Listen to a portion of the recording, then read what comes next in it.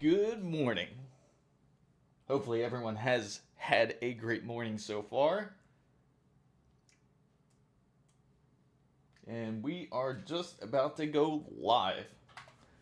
What's up, Bam Bam? This is Chris Mizo here. If you're unfamiliar with who I am, I talk about PC and tech, and that's exactly what we're going to do this morning. Figure out more PC builds. Originally, I wanted to get the Micro Center, but it seems a bit slow on the sales side for this week, so unfortunately we were unable to make the trip today. But there are some very interesting things that has happened, especially with Gigabyte's Z890. I don't know if anybody has heard, but just recently that there has been this new update for the BIOS where it can actually improve even gameplay up to 30%. I'm not sure how well if that's proven. Once we do this PC build with this Intel, I'm really curious to see how it would perform prior to actually updating the BIOS, even though the first thing that I usually like to do is update the BIOS before then. So we'll definitely do a comparison in the future, but unfortunately I don't think we will have the time to do the build and be able to post it up at the same time. What's up, Wasabi? Good to see you. Welcome in. Glad to see that you are here. And I'm hopefully your morning has been going great, or your afternoon, depending where you are across the world, or even in the evening. And NVIDIA also decided to come out with this new DLSS. Apparently uses less than 20% of the original transformers.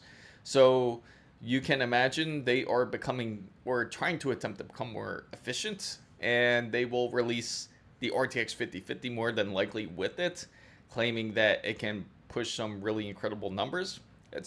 To be honest, it's kind of hard to believe any of NVIDIA's charts now, especially because we really haven't seen how accurate the charts are from them, but I would love to test it out to see exactly how well it performs. If it really doesn't need that many transformer models, then I am curious if it will also boost the RTX 4090's performance because of that. Just woke up 1 p.m. Oh man, that's all good. At least you're making some money in. Hopefully you can put a little bit more. You can get some more RGBs, which is always a nice plus for sure. And originally what I wanted to do was do a few purchases. As you guys know, we do have a Z890 Gigabyte AORUS master board currently just sitting in the back, and you probably can see it in the background over there. And we just need to get a processor and some RAM. Luckily, we did get something. We got NVMe already for it. We just need really several components. The vote for the live, it seems that most people wanted to see, was a RX 9070, not 9070, RX 9060 XT put in with the Intel build. And we will certainly do that as soon as the time comes for it. CPU cooler is something that we will certainly figure out. If there's any requests, please let me know, and we can see if we can make it happen. Micro Center does have some really awesome deals that are going on.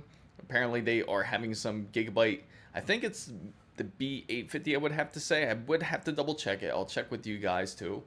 Apparently, you can get a Gigabyte B850, AMD processor, plus 2 sticks of RAMs, like all for $350, which is an incredible deal. That's like a third of your build right there.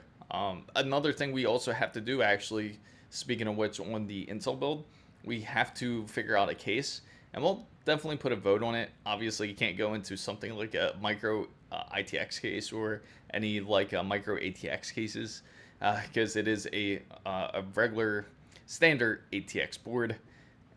We'll make a vote and see what everyone would like to prefer to see. What's up, Aiden? I'm trying to build a white 9070 XT, 1300, and the closest to that I have gotten is 1600. Do you think it's possible?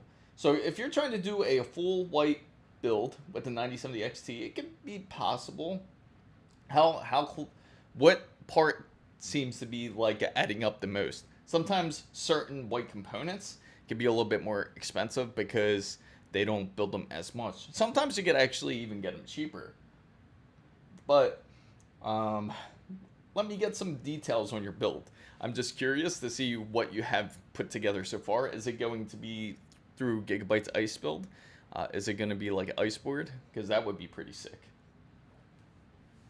Oh yeah, let me check something here. For the first time, I'm actually streaming out on, I hope it didn't send like multiple streams out. Let me see. Okay, so we just got the one stream. The thing I was afraid of was that it was going to post out some other streams on X. Usually I don't go on X to go live. Hopefully it's working well this time. Last time I went on X, Twitch, and YouTube, it seemed like it was kind of finicky, but hopefully the stream is okay. If you see any type of stutter or buffer, please feel free to let me know, and I will certainly attempt to fix the stream. Last time I had to close out the X streaming, unfortunately, because it was taking up too much bandwidth to the point where it didn't seem like all the streams would work well and you wouldn't hear me coherently, at least. So the motherboard and CPU. Okay, so you're just getting the motherboard and CPU. The CPU, obviously, I would say let's take a look. Actually, I'll look with you.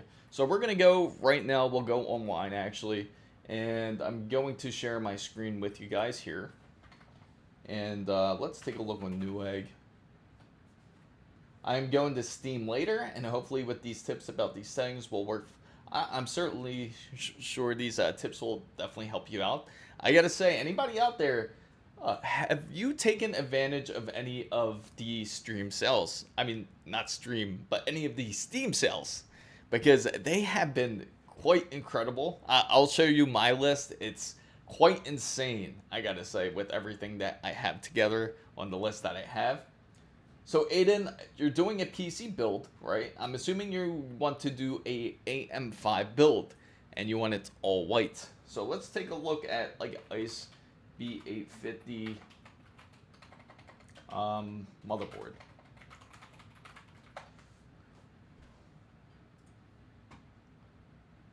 And we will look. How's something like this, right? Is this something more similar that you've been looking for? As this is about $239, you could get one actually for as low as $164.99, but this is a micro ATX board. If you do choose to get the micro ATX board, it is a bit smaller. I got my cart full at the moment. I complete the purchase on the list. I get you. You know what gets me too? I don't know how Steam knows, but even after I make all the purchases, I feel like I'm satisfied. I got all the games that I want. But for some reason, even after I make these purchases, then the right games come up that other games that I want. And then I realize that I don't have all the games that I want because I tried to pick up everything, including what was on my wish list. I have games that I had set on my wish list for at least 10 years. But now I just bought like about 13 games. And yes, 13 games that I purchased all at once because I assumed that's everything that I wanted. But then once I go back and they start pushing these other games in my face, I realize that isn't all the games that I actually want. What's up, Assassin? Yeah, so I gotta share my list with you guys because you're gonna think it's pretty insane after everything that I chose out. I did manage to get a lot of, I did get some of the Atlas games that I've been meaning to play. I'm a big fan of Persona 4 Golden. It's a great game. So I can say if you do choose to go to the Gigabyte Ice build here, you could go AORUS Elite, which is more the newer board. It has Wi-Fi 7. You could put an AM5 processor of your choice if you're looking for a certain amount of budget. A great recommendation that everybody recommends, especially if you are just starting your build here, you can go with a 7500F, as they're not as expensive. So say if we put together an order here that we're going to go ahead and choose the B850 AORUS Elite. So say we choose it, we're going to add it to the cart, and now we're going to go ahead and then I'm going to look up the 7500F to see if they have any in stock here. Now if you have a Micro Center near you, you can manage to get even better deals. If you do, let me know and we could take a look on the Micro Center website and see if they also have a deal there. So 7500F, again, a cheaper processor, only $140. Maxon Chinese motherboards are affordable and very good quality. I can't say I've tried Maxon, but I am curious to see how well they work. But I'm more used to the traditional boards such as from ASUS, Gigabyte. I do enjoy their motherboards a lot. So it's hard for me to speak on their motherboards because I haven't tested it. And they also, I know, are working with Intel with the graphics cards. They really push Intel on pushing the 48 gigabyte card, which isn't going to be really for a gaming or anything like that. It's going to be more for something like if you're going to be using it for LLMs, or if you're going to be using it for more of those type of tasks more than anything, to be honest. Because even the ray tracing cores in that, there's only like 20 in there. So this is what we have together for the build so far. We have Gigabyte B850 AORUS Elite Wi-Fi 7 ICE. And we do have the AMD Ryzen 5 7500F. Altogether, it's about $380. Now, if you're looking for you're gonna more than likely be looking for a white CPU cooler to go with it. If you want me to continue putting together the build, let me know. But so far, this is a total about $380. Does that sound about right with you, Aiden? I have to say, because I see that you have a white 9070 XT. So I'm assuming, let's look up ICE 9070 XT. That should come up. Here it is. Here goes one. Steel Legend RX 9070 XT. Oh, do I? I apologize.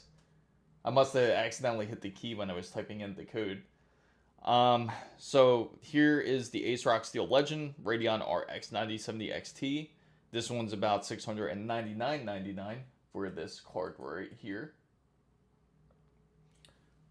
So you add that to the cart. So far, it's about $1,080. Assuming that if you're just looking for the motherboard, the GPU, and the processor itself, altogether it's about $1,093. So that's even cheaper, because I see that your limit was at $1,600. So does that sound right for you? Unless you were looking for the higher end processor, if you're trying to use like a 9800X3D with your build, you certainly can do it. Or are you including other components such as the RAM? Are you also including the CPU cooler? But this is what we have together so far.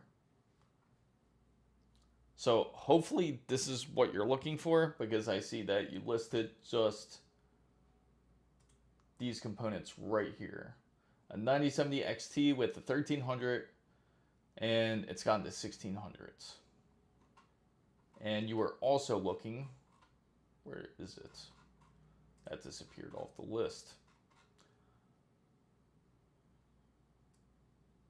So, where is it? The motherboard and CPU. Right. So yeah, that's what the combination combined with the GPU itself too. But that's the build so far. But I got to share with you the list that is incredible, which I ended up picking up on the Steam sale, which is insane. So you guys, let me know what you think of this list. Let's see. I have it right here. It's funny because I already thought I had that list open up, but I'll pull it right up here.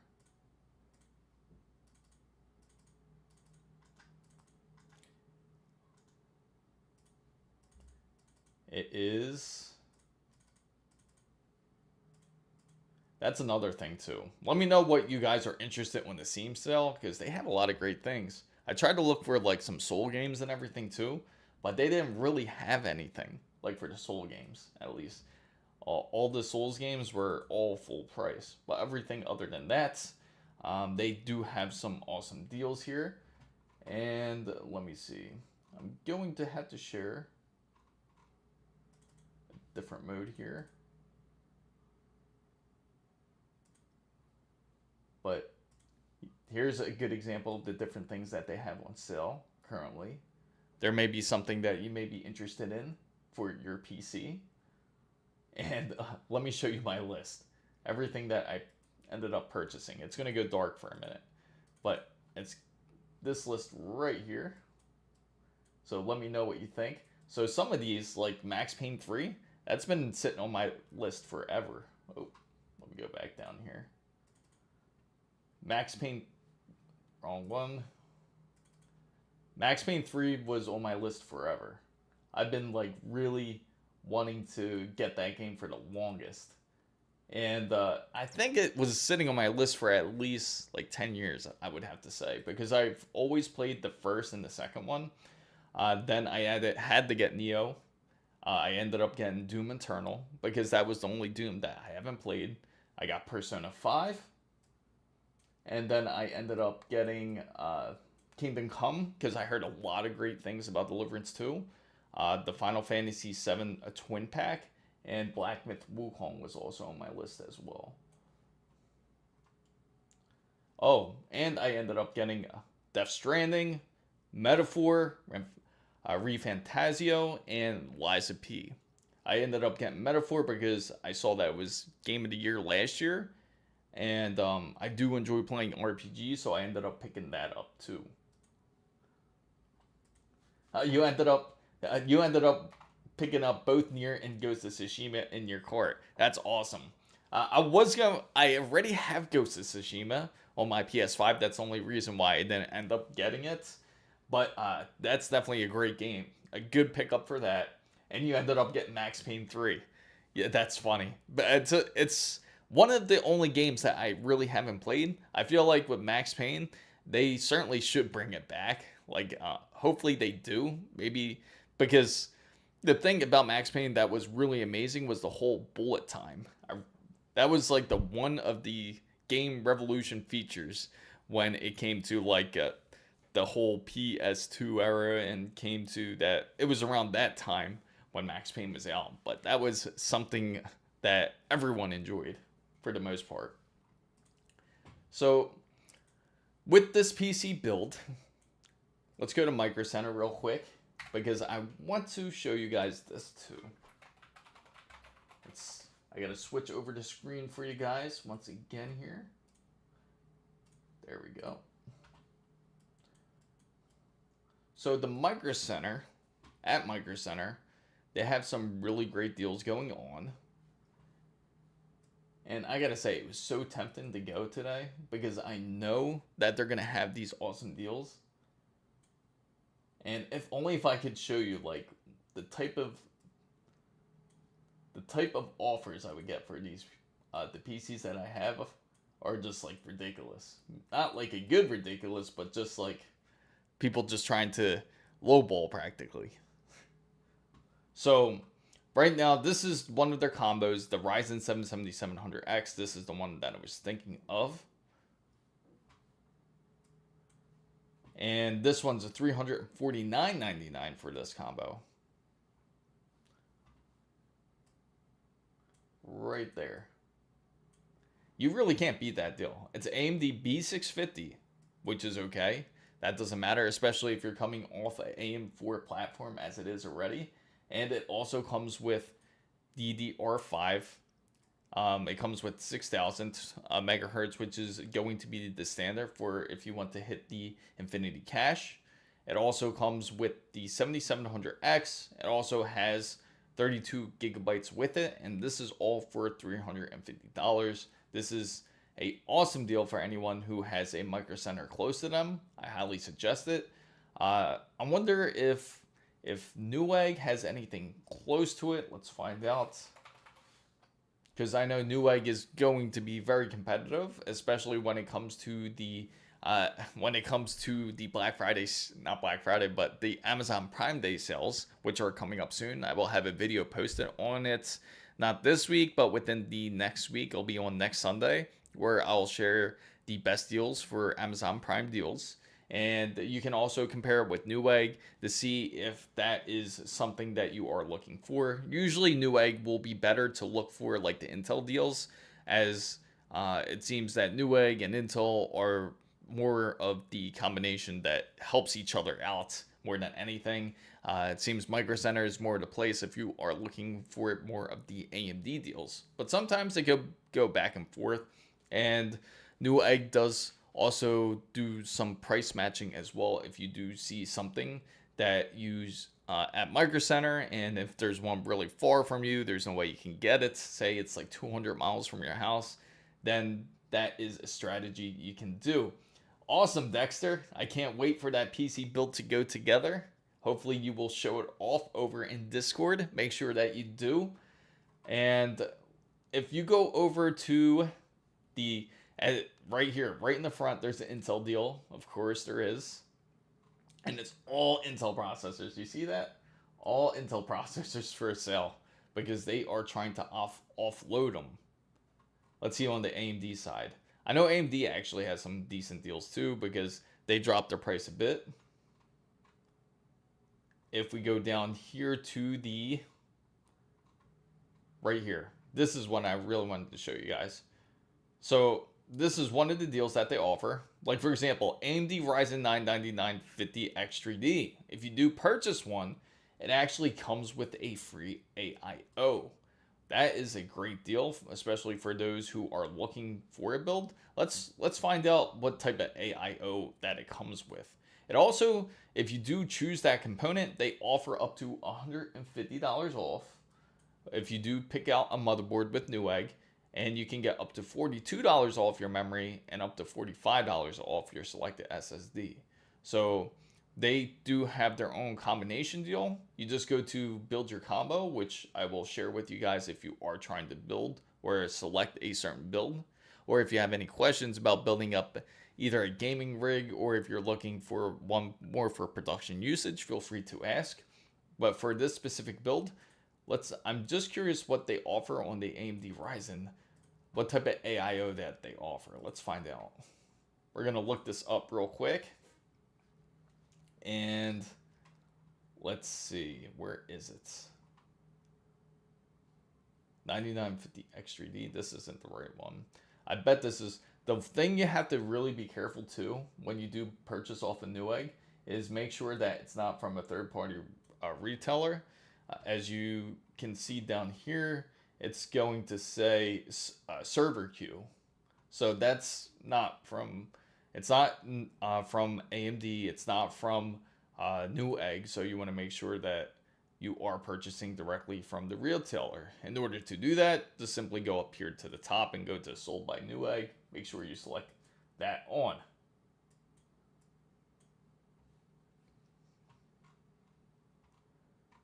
And let's go down here. Where is it? They stuffed it down pretty good.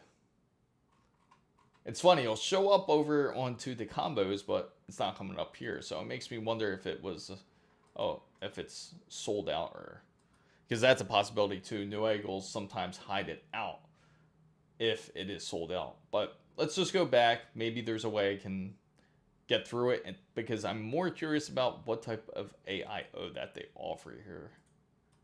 Let's see.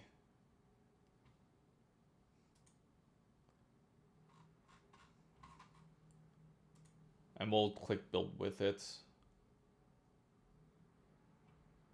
See, the good thing is now we can take a look at it. There we go. No, they have it in stock. Just didn't show up on the queue for some reason. So it comes with MSI's Mag Core Liquid A13360 Black AIO. So if anyone's curious about it, that is what it currently comes with. As it's valued at $110, which is actually a pretty good deal. MSI's AIOs are actually pretty decent. If you guys ever saw that build I've done before, where I did like a full MSI build, where it was like an MSI case, MSI AIO, MSI practically everything, it came out really nice. And it was a pretty decent build. I think I built that with a, I would like to say 3070, I think. It was a little while ago when I did that build. And it was really quiet, actually. And it was a build that I think anybody would really enjoy for the most part, because MSI does have some great products, I gotta say. I already got the 7800 X3D bundle from my... nice. Awesome. I'm glad you got it. Ezekiel, what's good? Good to see you.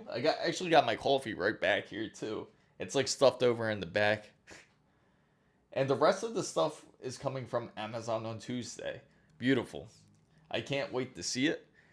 Feel free to post it up on Discord. I will certainly share it as we all each answer each other's questions, or if you have any more, if you have any troubleshooting or anything like that, feel free to ask in Discord and I can feature it on live as well.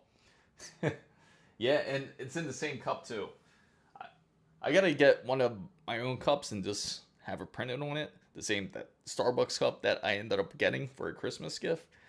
I love this thing because of how big it is. But hopefully the weather is good for everybody out there, like depending on where you are. I've been seeing like how hot it's been getting, especially in the Northeast region. My friend texted me the other day and he showed me that his car was like at 109 degrees, which is insane. And it was even higher actually. He put the thermostat in there and it was hitting like almost 130 degrees, which is like equivalent to like about like 55, 56 Celsius about. Thank you. Oh, and you got your 50. Oh, that's awesome. I can't wait for you to put it in. I bet you're stoked to do it, right?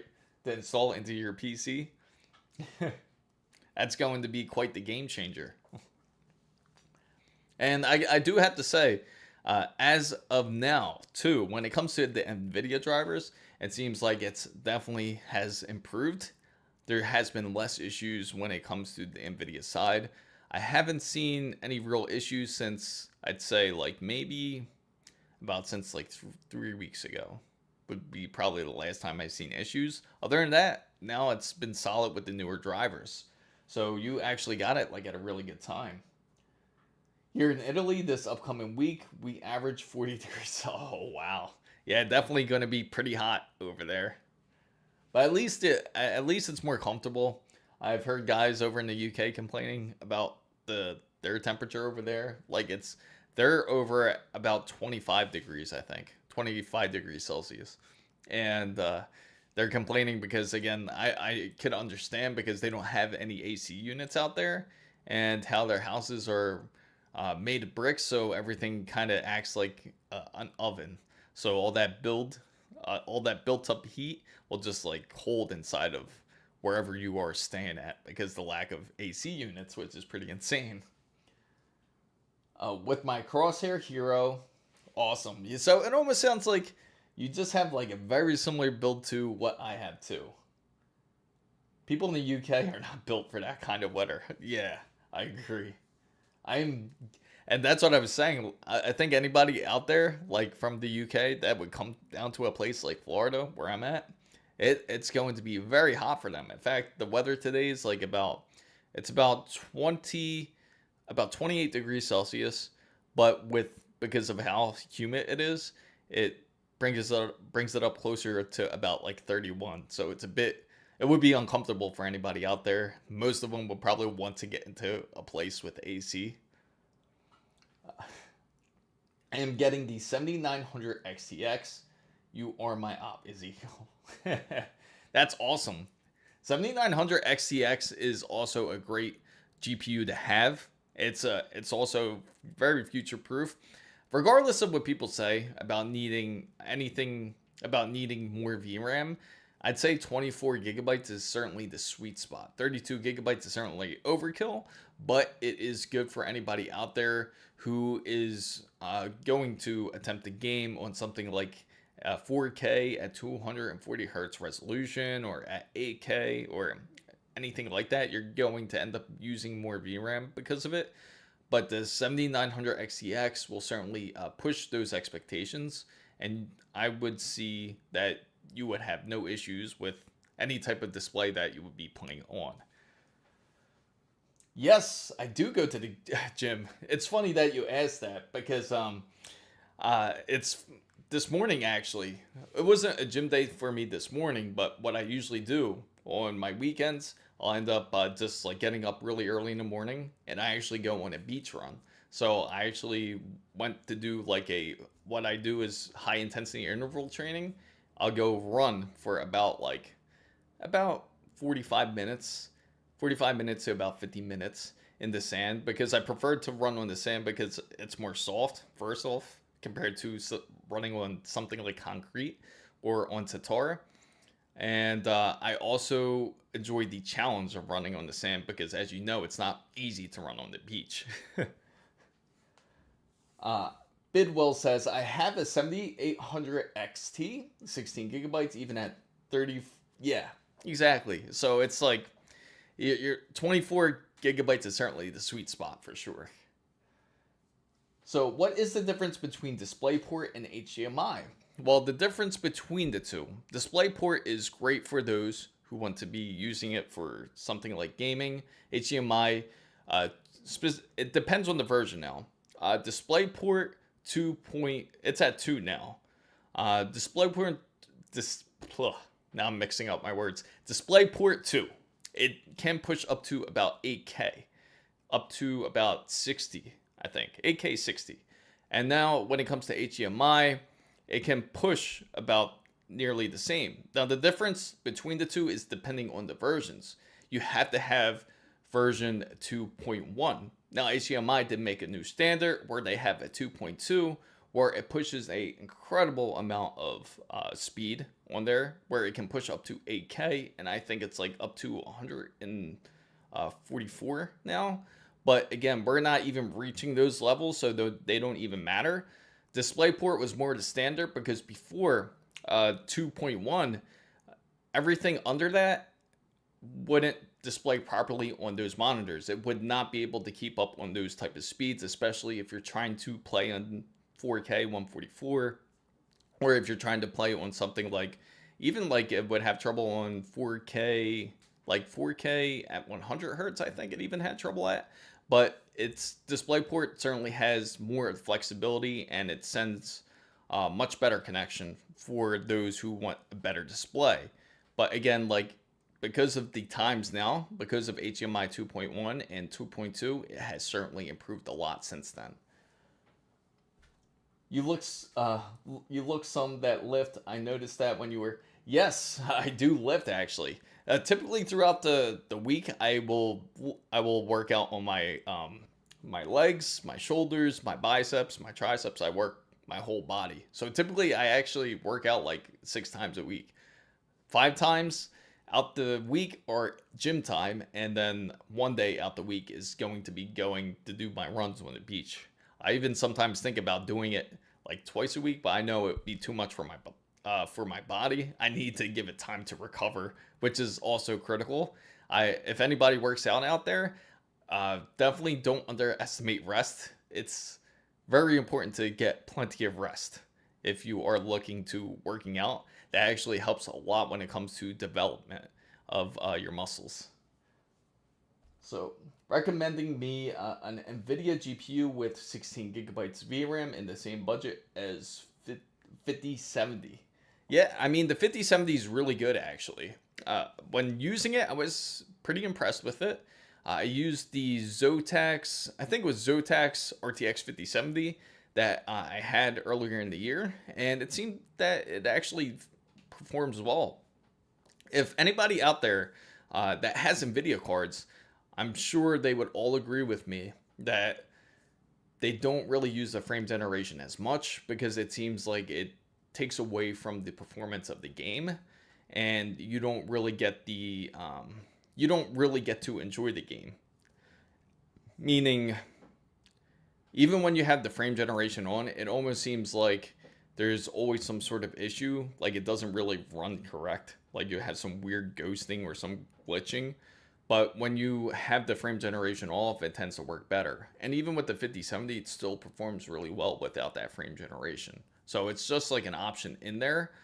But it's also good to run DLSS, as they'll list them as 2 separate entities now, because they'll ask if you're using the transformer model, which is that whole thing that they're pushing now, where the new version of DLSS, it's some crazy number now. It's like 4.1 something. It's like 1.110 or something like that. But with this new generation, it's going to use 20% less relying on the transformer model, which means it's basically running off the software instead of the actual hardware. So, oh, you're asking to recommend 16. Okay, so either 16 gigabytes of VRAM in the same budget. Okay. So, which ones are you actually trying to look for? Just NVIDIA GPU with 16 gigabytes of VRAM in the same budget as a 5070? You're asking that question. Like, for example, like a 4070 Ti is something that you're asking compared to like a 5070. Because then that has like 16 gigabytes, I'm assuming, and you want to know which one would be the better one to get versus 12 gigabytes of 5070, right? So I tend to go to the gym after dinner, eventually before 10 p.m. The place is too crowded. I agree. Usually when I go to the gym, I try to go like early in the morning. I'll go like 5 in the morning, like right when they open, because I know that there's not going to be many people there. And then plus you have the people that go that just likes to film themselves while working out, which isn't a big deal. It's just it becomes a problem when you are just trying to get your workout in and all the machines are full. So I get exactly where you're coming from. What's up, B per Eleanor? I'll just call you B. What's up, B? Chappie, yep, thanks you for the recommendation of the 4070 Ti. Yes, I kind of figured that's where you were headed. The 4070 Ti would definitely be the greater option to go, especially because you have more VRAM. The 5070 is great and all, but again, it comes to depending on how reliant you are when it comes to a DLSS more than anything. But I can say the 4070 Ti is still great. The 40 series is still great. So if anyone out there has one, I would say you don't have to get rid of it. It still performs really well compared to the 50 series. I honestly thought the 40 series wasn't going to compare to the 50 series, but now it's the opposite. But again, we'll see how the 40 series, not the 40 series, but the 50 series Super, when that releases next year, I certainly can expect some different things. Everyone can, especially when it comes to say like the 5080 Super, because more than likely that's going to have 24 gigabytes of G7. And then when the 5070 Ti Super comes out, that's going to have at least 18 to 20 gigabytes of VRAM in there.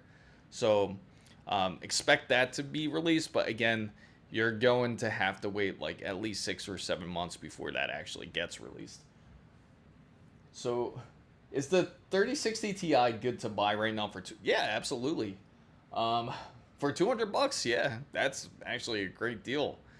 The 3060 Ti back then, I can say, is the equivalent of it's practically the equivalent of a 4060 Ti, and I would say nearly like not even a 5070, like right between. But it could actually outperform the 5060. Not the 4060 can, but the 3060 was like one of the true powerhouses, I can say, before. Because it almost seems like every generation that passes, it's almost like we go down a tier. So you can think of it as it's like it should be up higher, like at least a tier and a half, you can say. So certainly a 3060 Ti for $200 is a great deal. So if you are trying to purchase that, that's awesome. Thank you, Kemi Dory, for following the channel. Appreciate it. I just saw it. Hopefully the animations are working. Sometimes the animations are kind of picky. Sometimes they like to work. Sometimes they don't. But hopefully it did work. I should have my speaker on so I know that that animation kicked on or not. But hopefully it did, at least. But once again, thank you for following the channel. And yeah, it's no problem. No problem at all. What are you putting it in, by the way? What type of board do you have? I gotta ask, out of curiosity. Also, I do have this package here that I will open up. I wanted to open it up later, but this is something that everyone might be excited about, depending on what it is. And I promised to do a video on this. Originally, I was going to do it with the PC build, but apparently that didn't fall through quite yet due to the timing and due to slow sales recently. I can't be able to justify being able to do another PC build just quite yet. Not yet, at least. Because I would really love to test out this Gigabyte Z890 and see this 30% enhancement that they're talking about with just this BIOS update when it comes to Intel. Now, as you know, on this channel, of course, it's not biased. So depending on whichever topic you're talking about, whether if it's Intel or AMD, NVIDIA or AMD, or anything along those lines, feel free to ask. And I will just give you a straight no BS answer when it comes to it. As I mentioned, like a true favorite of mine for this year when it comes to graphics cards is the RX 9070 XT out of all the cards that I tried. Again, because of the value that is there and for the use that everyone will take advantage of. Oh, okay. So you're going to stream and play some Star Wars Battlefront 2? Yes. Have fun, man. Yeah, that's a great game, by the way. But yeah, have a lot of fun. Thank you for coming in. Burpino. So it is an A320M board CPU. It's a Ryzen 5 5500. Okay, that's a pretty decent. Board actually. And let me open this up. It's kind of really secure. You can see like how they really taped it up here. But let me get my trusty box opener here.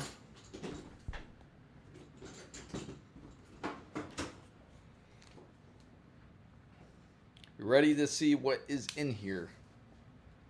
What do you guys think it is? Now, I don't know how I should open it. Maybe just start at the corners. That's probably the safest bet. Yeah, I'll start from this like paper tape side.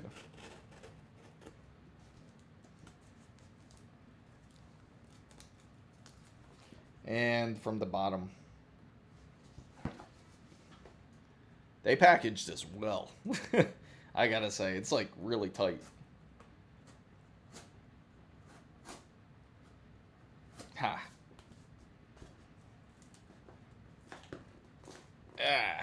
Okay. Yeah, thank you. I know it could be tough to catch lives every once in a while. I think it's going to get thrown off the whole schedule once we get to once I go to Taiwan, it's going to be a lot different. So I'm curious how the scheduling is going to be for everybody out there. And I will definitely let everybody know in advance before I do start a stream. And hopefully you guys do attend. I'm going to try to go to NVIDIA's new location if it's available out there yet. But I tried asking my wife if it's available, and she doesn't know yet. So once I'm out there, I'll try to go to NVIDIA's new spot. Because they're supposed to be building a factory, or not factory, but a company there, NVIDIA. And we'll see if it's there or not.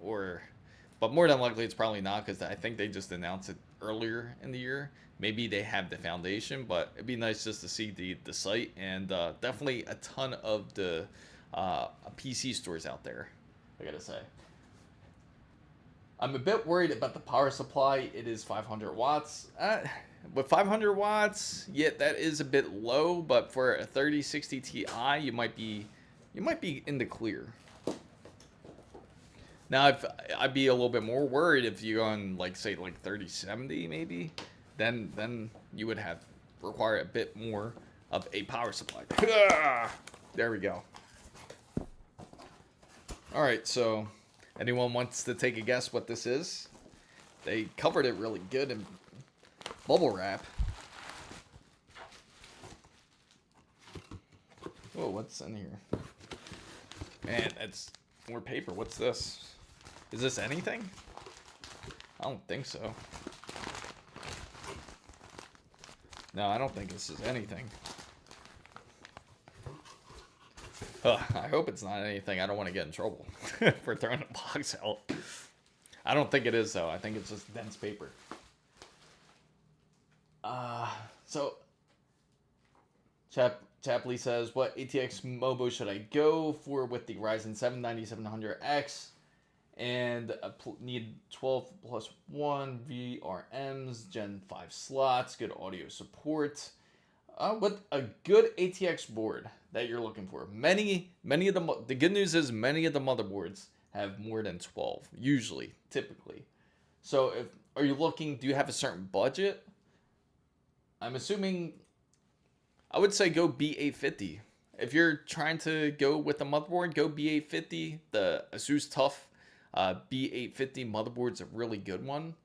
That sounds like that will fit your needs, and it has decent audio support. Or you can even go B650, because technically the B650s actually have great audio, especially for those who are trying to say like get the X670. They have great audio still, if you don't mind stepping back a chipset. But if you want to be on the most current chipset, I would say go B850. Can you recommend a budget GPU for a 1440p gaming? A budget GPU I can recommend, I would say get a 90. I would say get like a 9060 XT. I would think would be sufficient enough. That would be a great budget GPU to go with. And don't underestimate AMD. They have excellent GPUs. I appreciate the compliment. Thank you for complimenting the build back here. I do have other builds I do want to share with you guys too, for sure. I'm thinking about MSI B850 Gaming Max Wi-Fi. So if you're thinking, that's perfect. MSI Gaming Max Wi-Fi is a great one to go with. The audio in it, I would check the audio codec. I think it should be relatively decent in it. Usually I go into the specifications and compare. Let me take a look. MSI. That 7900 XTX is an awesome card. Let's take a look together here. B850. And we're going to go to the specs here. What's up, Derek? Is this the board that you're looking for, right? Oh, wait. Gaming Max. There we go. They have the Plus. Maybe you mean the Tomahawk Max? The Plus has, let's take a look.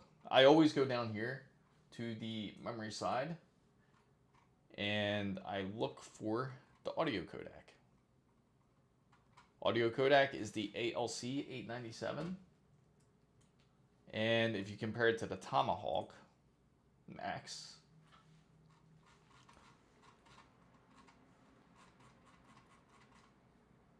specification. Not that. Getting all mixed up here. Let me see. It is. Did I pass it? I probably did. There it is. ALC 4080 codec. Okay. So you have the Realtek ALC 4080 codec versus. Now, it gives you indication of what it supports. It gives you up to 32-bit, 384 kilohertz on the front panel, and SPDIF. Also, when you do purchase a case, make sure it has, it's not a dual setup to where, meaning where it's a dual input as for a 3.5mm jack. You want to make sure to have two separate ports. That certainly does make a difference. Well, unless you're planning to, I don't think you're planning to install like any type of like sound cards or anything. It seems like almost a thing that nobody does anymore. But you have ALC 4080, the Plus. Okay, so I kind of figured that. So let's go back to the Plus.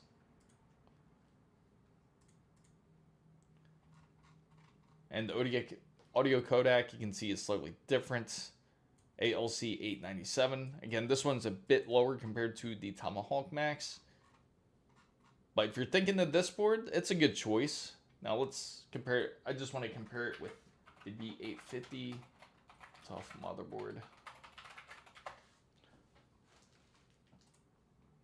So that way we can get a nice even comparison of all of them. Let's see. Audio. ALC 1220p. So this one's actually a really good one here. So if you're looking for audio wise, the ALC 1220p is a good one. And Gigabyte's version would be the AORUS. Gigabyte AORUS Elite, I think it would be.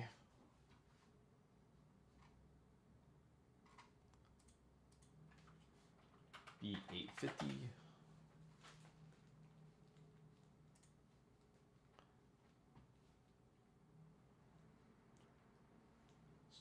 And not support. We want to go under specifications. That's what we want to go under. Specifications. Now, let me zoom in. They like to write really small for some reason. ALC, okay, so they use practically the same codec as ASUS when it comes to it. So out the bunch, so as you see out the bunch, it seems that I would recommend getting either ASUS's or Gigabyte's if you go with either one. Because they both have a better codec when it comes to audio. If that's what is one of your main keys that you are looking for. But yeah, take a look at them, see what you think, and let me know if that would work. I don't know if it's a little bit higher. If they do have other boards as well. I'm thinking, I know ASUS has a B850 Plus themselves, but I think it's just called a Prime. I think the ASUS Prime. Thank you. So, Kami says, is the Corsair iCUE H150 Elite LCD a good cooler? It's absolutely a great cooler. It's one, honestly, when it comes to coolers, they're actually one of my favorites when it comes to AIOs, actually, because of how silent they are. What I don't like about Corsair's Elite coolers is that they're great at cooling. They're great at doing their job.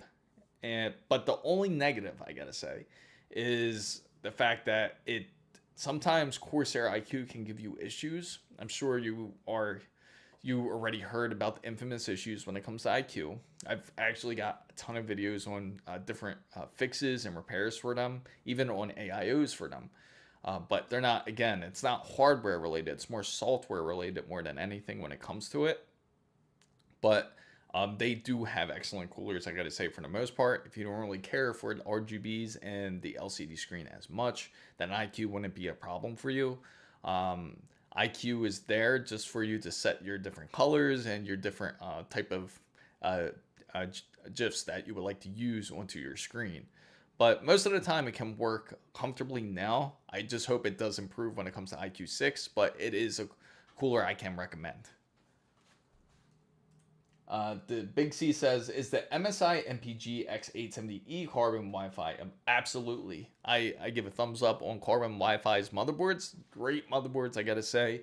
I'd certainly say it's worth pulling the trigger on something like that.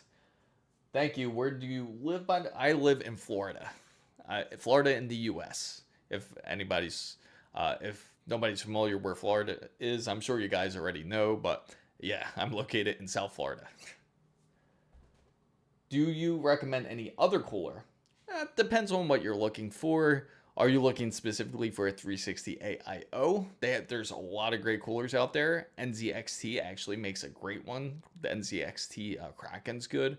Or are you looking... Leanly actually has this really cool one that's about to come out. It's dope looking. It's or TRX even. They have this like 360 cover. But again, there's a lot of great AIOs out there. If you're looking for something more on the cheaper side, Deepcool also makes great coolers actually. X870E Carbon Wi-Fi is what I have. iCUE equals headaches. Yes. So many people has asked me different problems. I'm surprised on Discord nobody has shot me iCUE questions yet, to be honest. And because that is one of the most difficult tasks to run into, especially when your devices aren't working correctly on iCUE. They tend to, for some reason, iCUE will kind of be invisible practically to your system. So if you try to open it up, it won't open, and then you go to try to uninstall it, it doesn't exist. And sometimes there's these really weird headaches when it comes to iCUE. But again, like, they do have decent hardware. They just have to improve. And I've contacted Corsair about this, and I told them, like, you guys really have to improve iCUE 6. I actually gave them a list of everything they need to fix.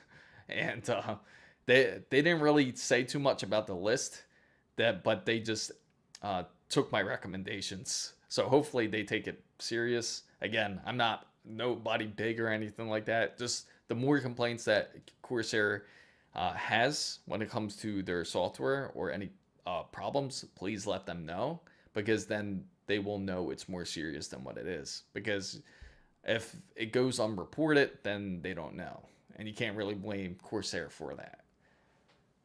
So Lian Li Hydro Shift 2 is a new one. Shame it came out after.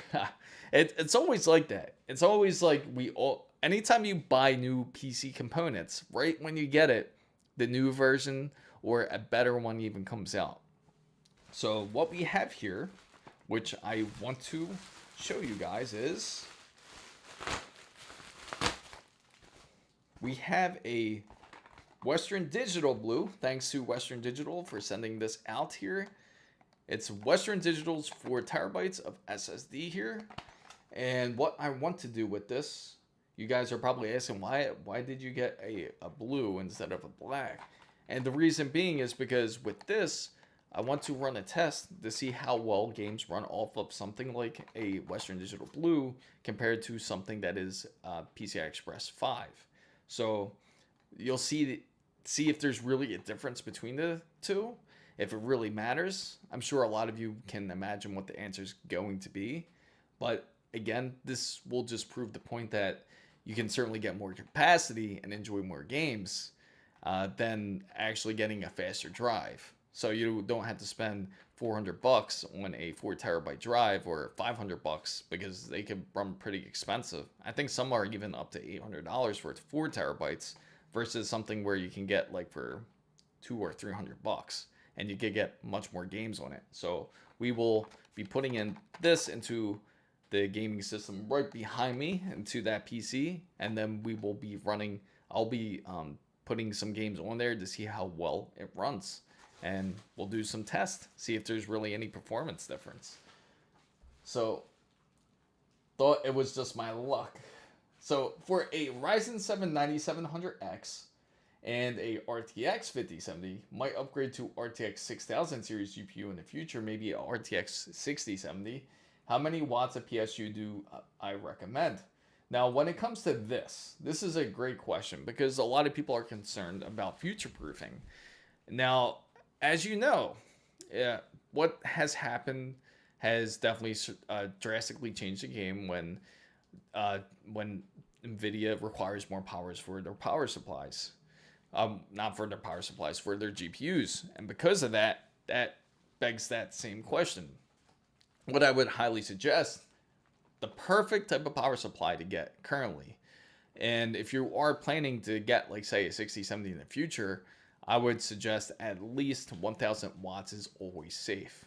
Now, if you're planning to upgrade to anything bigger, that's going to be a different story. But what I am hoping is that NVIDIA is done with pushing more power through their cards, because, again, it was unnecessary. They only pushed more power on these cards because they're still based on the same node, meaning they're still based on that 4 nanometer node as the 40 series. The only difference is the architecture is different, because you're going from Ada Lovelace to Blackwell, and because of that, that makes the only way they can really push more power out of it is adding literally more power. So I'm hoping for the next chipset that it's going to change. It's definitely going. The node size has certainly going to change because of it, and hopefully it requires less power, because then that would just prove the whole point about, like, Moore's law when it comes to, like, chipsets, because they keep saying Moore's law is dead, but it seems like it really isn't, because, again, you're still requiring more power for a chip, which is pretty ridiculous. But anyway, 1,000 watts would be the safest bet. 850 watts would probably be the minimum I would suggest. So let me see. Joe Miles says, I have a ROG Crosshair 8 formula motherboard. Great motherboards, by the way. I gotta say, I do miss that whole generation. MSI RTX 3060 and a Ryzen 7 2700X with 32 gigabytes of RAM. What CPU could give me the most core performance out of it? So, because you are still running, okay, so you are running on an 8. This is a while ago. So, if I'm looking at an 8, are you, let me just take a look at something. Let me put this down real quick. So, you're technically still on AM3 then, I would assume. If I remember correctly. I think that's AM3 board. So a 2700.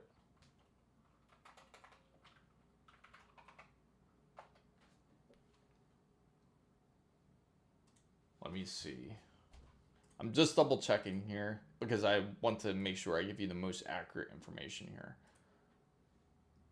So you have the 8 Hero. This is AM4. Okay. So it's still considered a AM4 board from what I see. Okay, because it is a AM4 board, the best you can do on something like this would be like a. Are you using it for gaming? First off, I have to ask you, Joe. Are you just using it for gaming? If you are, then I can give you a good recommendation. Like I would say, like 5600 XTD would do great. Well, Samsung 994 terabyte version is getting cheaper because of the 9100 series. That is certainly true. Again, that's PCI Express. That's PCI Express 4. So if you are thinking of going PCI Express 5, that's a whole different story. For GPU CPU combo, which PSU do I recommend? So let me go back. So with your type of combination for a Ryzen 7 9800 X3D and an RTX 5090, how much you need the minimum? What I would suggest for a minimum of that. Sorry, I missed that a bit earlier. The minimum you would need for a combination like that would be at least like 12 to 1300 watts on a power supply. So something like that. So, okay, it seems like some people also answered your question. But yeah, so you would need at least that much in order to, and for power supplies, I highly recommend Seasonic. Seasonic's really good when it comes to their power supplies. Especially if you go to their platinum line of Seasonic, that is one of the best PSUs you can get out there if that's what you're looking for in the industry, I gotta say. Now there are other options. MSI is also really good. Their M-Meg series when it comes to their power supplies, where they have the yellow connectors on there. If you're worried about any type of physical connection to the GPU, if you want to make sure that it's sitting flush and it's sitting properly. Those are also great power supplies. That's actually what I have right behind me too, and it runs great. Also, what else? Another one I can recommend. Corsair is good, but the only thing I don't like about Corsair's power supplies is that they're really rigid, and everyone who used Corsair power supplies knows exactly what I mean. They're very stiff cables. I would highly recommend different cables if you do choose to go with Corsair. But those will be more than likely the top 3 I would recommend for power supply usage. Now, yes, gaming mostly. Okay, so for gaming mostly, 5600 X3D will certainly resolve that issue. If you use that, it will feel like a tremendous leap, for sure, if you switch out that processor. Kami, any 1200 with ATX 3.1. What's up? Oh, what's up, Takuma? Good to see you. I'm glad that you're here. I use Lian Lee's Edge. That's another great one, actually. That's a great one. Yeah. Yeah, you know what? I actually got one just like sitting in my drawer right here. NZXT PSUs, yeah, they're actually pretty decent. They're not bad. Again, they're not on the higher side of the tier. They're a bit more on the lower side, I would say, on NZXT. But if you want like true quality, I highly recommend Seasonic. Seasonics are really good. I just want to show you the difference here. Let me see. Hopefully I got, okay, so I got some Seasonic here. I hope these are Seasonic. I just didn't throw them in a Seasonic pouch. Let me just double check it. Yeah, these are Seasonic. Okay, so here's like a Seasonic one, and here's Corsair.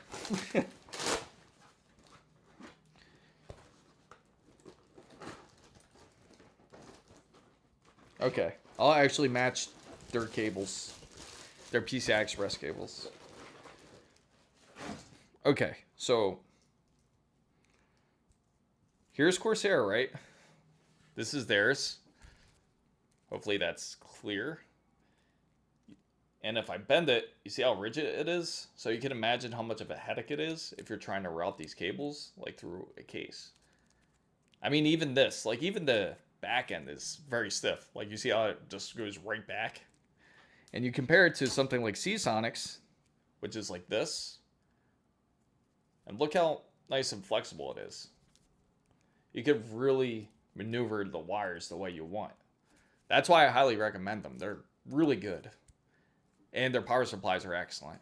So that's why I always recommend something like Seasonic. MSI's not bad. What else I got in here? I have thermal takes in here too, actually.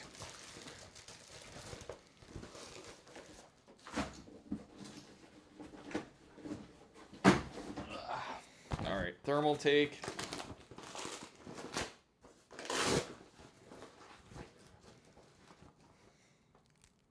This is their 12-volt high power port. Look how stiff that is.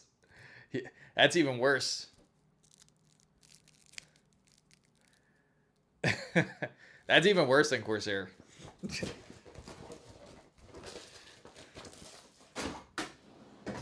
But yeah, I highly recommend getting Seasonic. Oh, really? Yeah, and now you know why. What's up, Dilshad? Sorry if I missed you. Did you know ASUS PSUs, Vantex Revolt PSUs are coming from this? Yeah, it's funny. It's true that they do share manufacturers when it comes to ASUS. They do go off of Seasonic, and of course you got to go from the best. So again, Seasonic is actually the manufacturer that many of these other companies like to use. So that's why it's like highly recommended. MSI is like the other alternate. That's like one of the exceptions I have to say is really good. ASUS is good too, but you're paying for a Seasonic practically. And you can get the same thing out of Seasonic if you just go with them. What Seasonic PSU would you recommend for the 5090? Again, 1300 watt. Get the platinum. I'll actually show you. Let's go here, and I'll actually show you. Because I haven't got to share the screen much today. So Seasonics, I think it is, what is it called again? Because they have so many listed, I always recommend their platinum ones.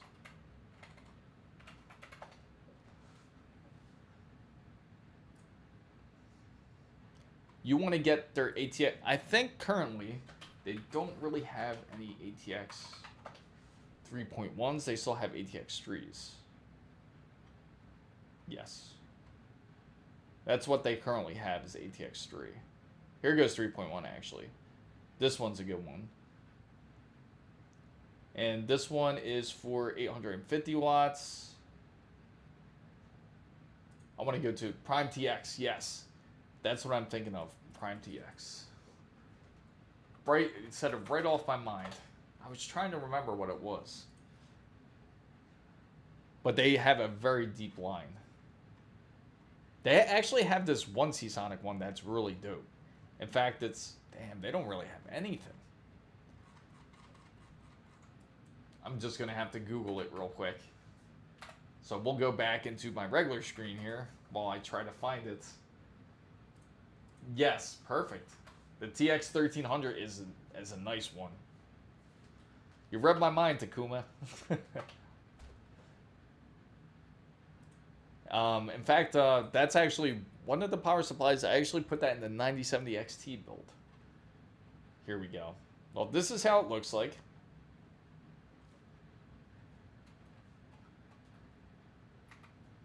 Right there. Look how premium that looks right there.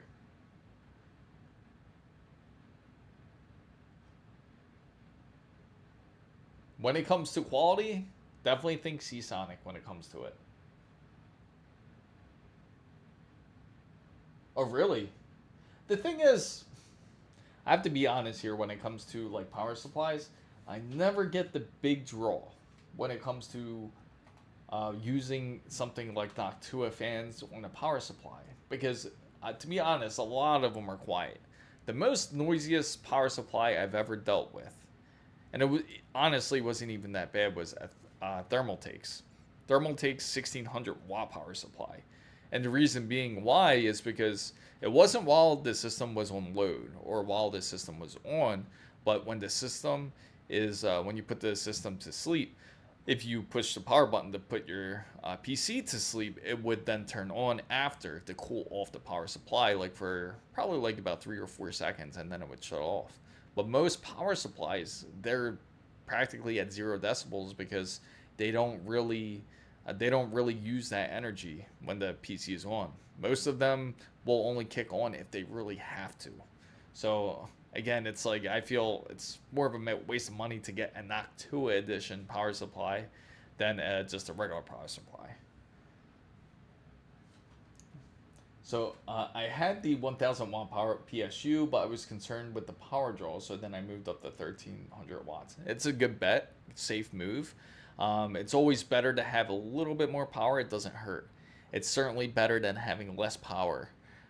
Because if you have less power, then of course you can run into issues such as overloading the power supply.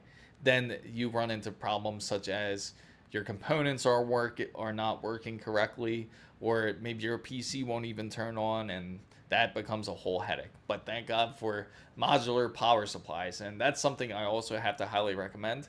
If you do pick out a power supply, please get modular. Make sure to get modular, because it will make your life way easier if you do have to replace a power supply than replacing all the cables and the power supply itself. So I use a Seasonic cable, 2x8 pin, to my 12 volt high power port cable in white due to my ASUS PSU, lol. Because my ASUS Store 2 has one big flaw. It's not a white version. Oh man, yeah, it's hard to get white versions of something. I gotta say, depending on especially when you go with a particular brand, sometimes it's hard to find like all white hardware. Sometimes you'll get lucky to find some parts, and as soon as you do, you'll want to get it. But it's really odd. Sometimes some of the white hardware can be cheaper, or sometimes it can be more expensive depending on how it comes together. But every time I think of a white PC build, and I know this is a throwback here, but this always makes me think of this. And I gotta share this with you guys because you guys might know exactly what I'm talking about. It's the Cooler Master Storm white build. It always makes me think of this. I don't know why. Like, anytime when I think of white PC builds, I think of this Stormtrooper. Or this, they called it the Striker. Let me go back here. Paying extra for white parts would drive me mad. I mean, there's always the option of painting them. I don't know if anyone's comfortable doing that, but you can paint them if you really want to. You just have to be careful. Now that I look at it, it's not really all that white as I thought it was. And I'll show you. The picture's just loading up here, but here it is. For some reason, it makes me think of this. This is like a much older case, but like I automatically think of these type of cases, the Cooler Master Storm cases. I don't know if anybody remembers these. Yeah, I'm not comfortable enough to do that. I want to paint my GPU, but I'm too scared. Yeah, performance over art, I'll admit, white PC builds are beautiful.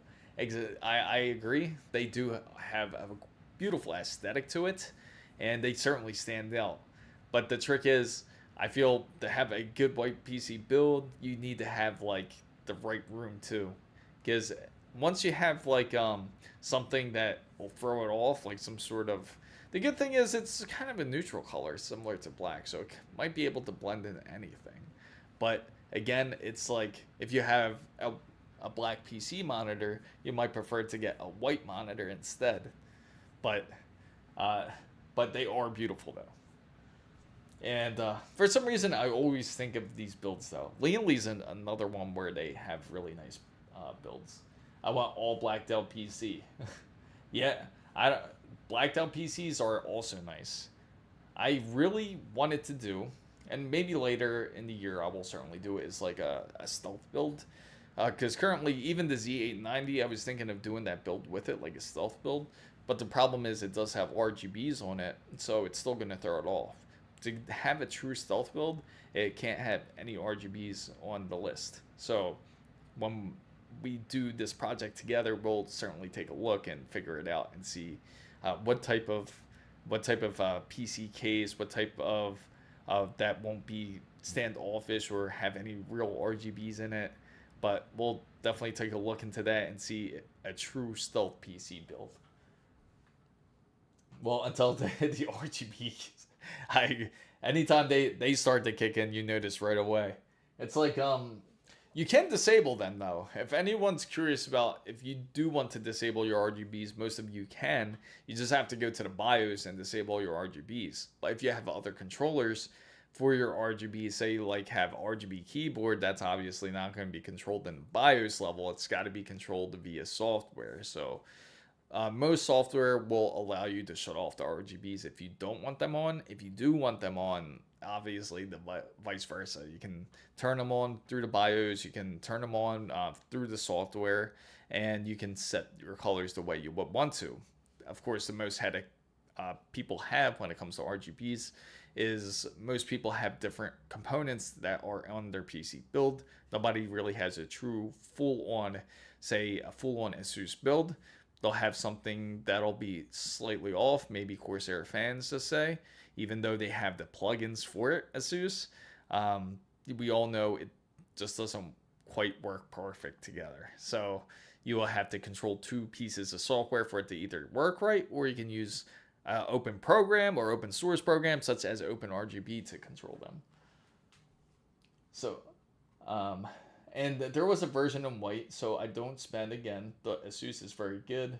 Yes, ASUS is awesome. I'm performance with aesthetics as well. I do have a white build here. It's the right here, the ASUS ROG Ally. That's the closest white I got in here. That and the cooler is actually white. Some people can dig the aesthetic. Some people don't really like it, having a white cooler. I didn't think it would be that much of a difference, especially because it's mostly RGBs in that build anyway. So, would you recommend additional, guys, are you more aesthetic? That's a great question out there. Are you guys more about aesthetic builds or just pure performance? So I'll leave that up there. I'll leave Kami's question up there. That's a great question. Would you recommend additional gimmicky cooling fan setup for a motherboard VRM? One more 90mm fan blowing into the VRM heatsinks other than MOS fans. Now, when it comes to that, I feel like, honestly, it's not really necessary. I just got to ask, what are you planning to do with the board? Because it certainly sounds like you are going to do something pretty intensive. Are you planning on overclocking? Is it like a lot of overclocking? You could do it if you want, but honestly, having 14 VRMs should be decent enough, I think. But if you are, what I would do though is track the temperature, see how well they're working. If they're getting more hot than you're liking, then I would get like a fan setup for it. They do have them. I have Lian Li fans, Corsair RAM, MSI motherboard. Nice. All kinds of RGBs. Exactly. Slightly overclock on 9950X3D. Okay, so if you're just doing a slight overclock, I wouldn't worry about it as much. All right, if you're going extreme, like if you're going crazy, then again, most people don't even use up to like 5 VRMs. So I honestly wouldn't worry about the extra fan. Again, I could be wrong. Maybe you are doing a bigger project than I think that you're doing. But whichever it is, just track your temperatures. See how hot your VRMs actually get. And if they were getting more hot than you like, again, you use something like HW Info 64. And then you can add more fans or more fans into your build. Specifically for your VRMs if you want. But more than likely, I think you should be pretty much good. So, aesthetic and performance. That's a good answer. I'm going to undervolt. Undervolting is the way, especially when you have an NVIDIA card. Even AMD, like both cards, I can say you can comfortably overvolt. That's like the bigger thing than doing overclocks. Before, it was about trying to push your card to the limits, getting a little bit more wattage into your card. But now it's almost like everyone wants to do the opposite, try to get more performance, but undervolt it. Oh my god, RGB war. Can you imagine that? There is going to be. Okay, you know how you start a war? So, in your opinion, everybody's opinion in here, out of all the RGB companies, which one has the best RGBs? In which one do you feel out of all of them? I'm including ASUS, Corsair, Razer, all of them. Which one has the best RGBs out of all of them? So minor undervolt actually can actually increase in performance too. Yes, that's the crazy part. Takuma says, I give up on Corsair with RGBs systems. I go with Vantex MV7 case with a build in RGB headers and fan controller with D30 RGB fans. Super effective. Oh, certainly. I can understand why a lot of people give up on Corsair, because it almost seems like once they go off of a product, like once they step off their old line, oh, there goes my light. I gotta fix this thing. I think it's my ballast on this light that went bad. And I gotta get a new one. But anyway, just as I can understand the frustration when it comes to Corsair, and the reason being is because anytime they update their product here, then they obviously almost like forget about that product, and then it will have issues into a Corsair iCUE. So I completely get it. I gotta turn on the fan for this friggin' thing. I'll be right back. It's only gonna take a second. There we go. It's almost like the sensor doesn't work on it, on that ballast. So it's like it doesn't trigger the fan coming on. I wonder if it had to do with the firmware update. So that's something I gotta look for that light. So now it shouldn't shut off again. So while I'm limited by my poverty GPU, I don't think it allows voltage changes. A lot of them do, but again, you don't want to mitigate the risk if you don't have to. Usually when it comes to GPUs, I don't really recommend touching them unless you really have to, or you're an enthusiast, then you can. But again, you can always mess with it slightly. You can do like a slight undervolt to see how it takes it, and just run it through constant firmware test. I will actually be having a video on it, on trying to get the most out of your GPUs, whether if it's NVIDIA or AMD. There will be 2 different videos coming up in July, I think, like about later in July. And it'll be based on either NVIDIA, or if you're going AMD for your undervolt. and trying to figure out the best performance for it. So, guys, is a VA monitor good for gaming? VA monitors are great for gaming. If they're also pretty good when you're watching movies, but for like everyday usage, it might bother some people because it almost looks like ghosting when you're using it, and it's not going to be very clear on text. So if you're using it for programming, it can be quite the headache because it's not going to be very clear. But if you're not into doing things like programming, or you're not planning to do spreadsheets or anything like that, or any type of text, then I really want to worry about it. But it is good for doing things like gaming, and it's also great for movies even, because the colors are actually pretty good on VA. So when your system crashes every 5 minutes because you're already and it's a resource hog. Sometimes it really can be. Like if you look at Corsair's iCUE, you'd be surprised how much it takes up. Like almost like nearly immediately, if I turn on my PC, hardware info and Corsair iCUE will have conflicts at a time, which is kind of ridiculous. Yes, that's exactly. Just as Tarazine mentions, it does have like ghosting, as I mentioned. Some people it may bother, and again, some it may not. So it just depends on how you feel about it. You have to experience it to really see if you like it or not. But most people would be, I will tell you what the majority of people will enjoy using. That's going to be on a regular level. On a more normal level, I would say going IPS is great. IPS is more the standard and the better way to go for most people out there, and it's also not expensive. What I would recommend using for many people out there, if you have the cash flow to do it, and it is also getting more cheaper, is going OLED. OLED is amazing to game on. Despite what you hear about burn-in and all this other stuff, it's really not that big of an issue as it used to be. We're on 4th to 5th generation OLED now. So most of the problems when it comes to OLED, they will have pixel cleaning, they will have pixel adjustments, and they will have constant movement on the OLED screens to where it won't end up messing up your screen to where you'll have burn-in. So far from all the OLED screens that I have zero burn-in. So I can tell you OLED is certainly the way to go, and it is also low latency. And yes, by poverty I mean that. Well, I get what you mean. It's because you know what it is.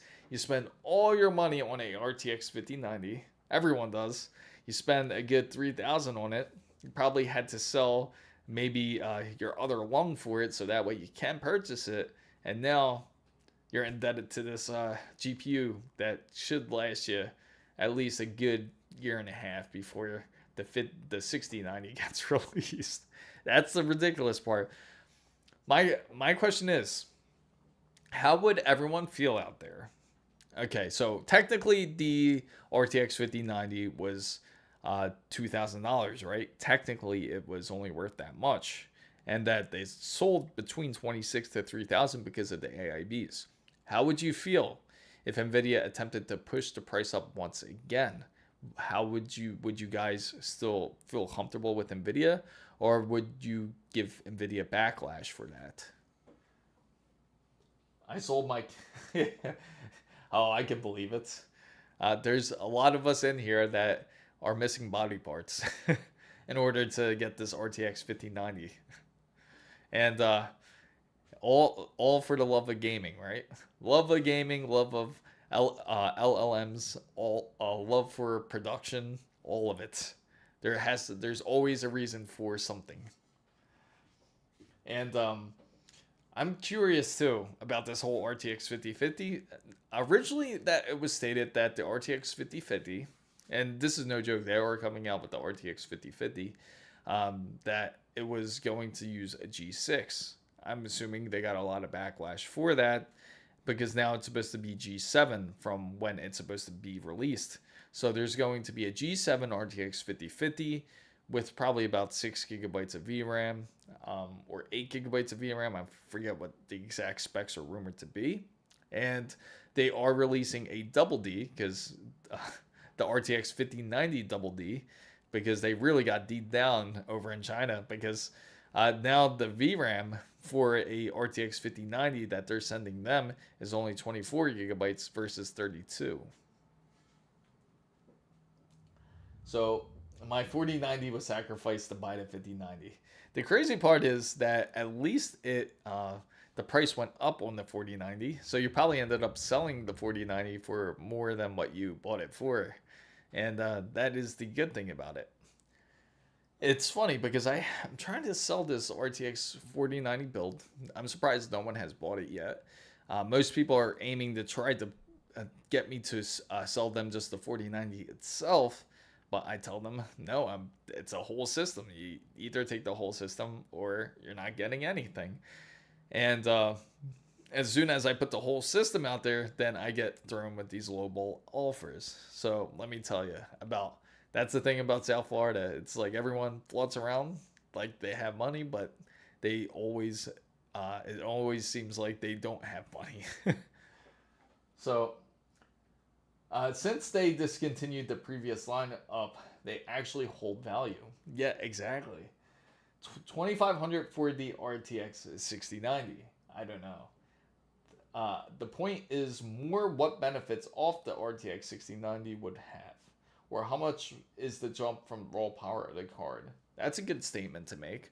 Now, it's a good question to see if it's going to have true power in that card. We all know when this whole RTX 6090, once that gets released, it's certainly going to have a DLSS 5. We do know that. But is DLSS 5 going to be something that's actually revolutionary is the question, is part of it. Would it be more hardware related than actually software related? How would it be crazy to say or to think that maybe maybe NVIDIA could focus more on, instead of RTX, maybe go to PTX, their path tracing, focus more on path tracing, improving it. Maybe it'll be maybe it's the PTX 10, they could say PTX 1090. That could be the next generation.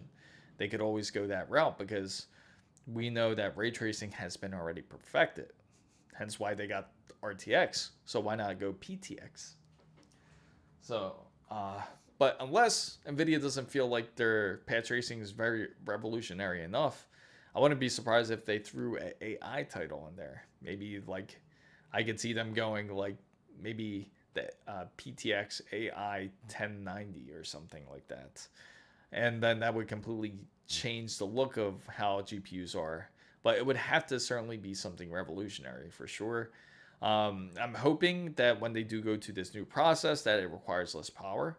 That would certainly be more respectable than requiring more power off the next generation, which would be pretty ridiculous because as we all know, the power requirements are really high. And I'm curious if they're also planning to implement, and we'll get a good indication of it once the RTX 5080 Super gets released, is if they will plan on having two 12-volt high power ports instead of just having one. It was always rumored that they were going to have two, and in fact that there was prototypes out there with even 3 of them. So what is the difference between path tracing and ray tracing? The difference is path tracing. The differences between path tracing is it's much more in depth than ray tracing. Ray tracing you're getting mostly off of lights and reflections and things like that. Path tracing is reflecting everything, like from to almost to a realistic level. Like you're bouncing everything practically together. And a lot of systems will actually have trouble running path tracing. Cyberpunk certainly has it. As Terrazine says, it does have it. And if you have an RTX card, the RTX 50 series, I highly suggest it. 40 series can even run path tracing as well. Highly suggest to do it. And it's something that AMD is lacking of when it comes to the path tracing side. But they certainly are more up to date when it comes to ray tracing. They certainly improved in that aspect. But path tracing is certainly much more different, and it brings a lot more realistic visuals more than just reflections, I can say. So definitely experience it. You will see how different it looks. Um, but that is the difference between the two. Also, um, when it comes to Nvidia as well, I think when they do move on to this new die, it's uncertain. Well, I'm pretty certain they're probably going to continue on frame generation. But I'm just curious if they're looking to push more frames, or if they're gonna go for more accuracy. Because if you ever use frame generation, sometimes it will glitch when you use it. It won't be perfect. It will try to repeat a pattern. Sometimes it'll get to the point where it attempts to repeat this pattern, but then eventually it just spikes up and it looks too crazy. It'll actually give really weird textures at times. And that's something that they could certainly do. They could work on. But I wonder how different it's going to be. I could see them trying to implement like maybe even include like the whole NPC aspect of it, like more realistic.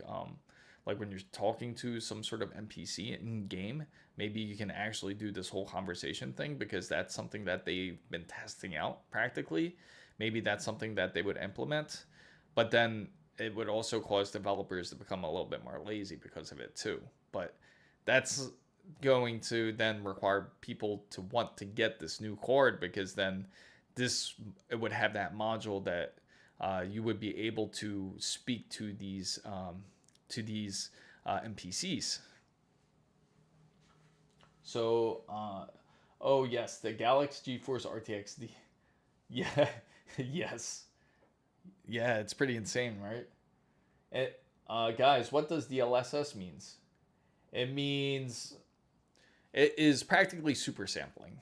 They also have DLAA. DLAA is the better one that you would go for, because that is actually just going to, uh, dang, I'm trying to remember the DLA meaning.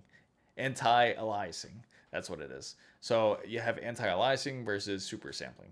Sampling is just trying to make your is exactly how it sounds. Sampling is to improve it, to make it look better. It makes it look more clean, allegedly, and that's what super sampling does. But honestly, the anti-aliasing is better.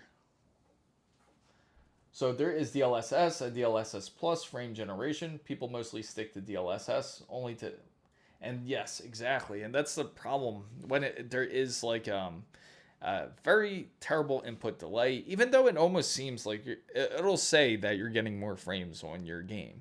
It'll say you're getting 240 frames, but in reality, it doesn't really feel like 240. Even if you benchmark it, it won't show up as 240 frames. Instead, it'll actually say you get a score of 20,000, right? Of frame generation frames. But then when you have frame generation off and you're hitting, say, like 190 frames without frame gen, and then you get a score of 25,000, you even get a better score. And the reason is why? It's because it's exactly what Terrazyne says. It's just that you don't get the input lag you get from frame generation. And again, it's not perfect. So most people don't even like turning on frame generation. I've tried to stay away from it far as possible. Even on other cards, even AMD cards are the same way. You don't really have to turn it on. You're just going to want to go off the card's power.